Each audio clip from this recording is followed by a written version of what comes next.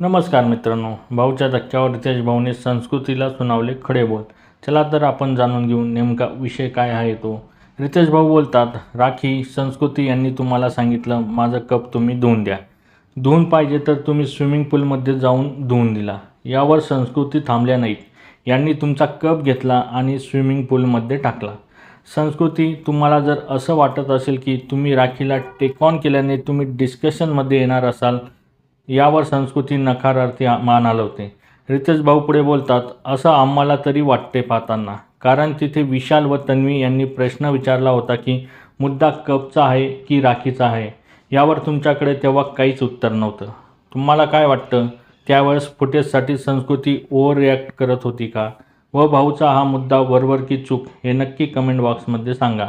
आणि अशाच नवीन अपडेटसाठी आमच्या चॅनलला लाईक, शेअर आणि सबस्क्राईब करायला विसरू नका. तोपर्यंत धन्यवाद मित्रांनो.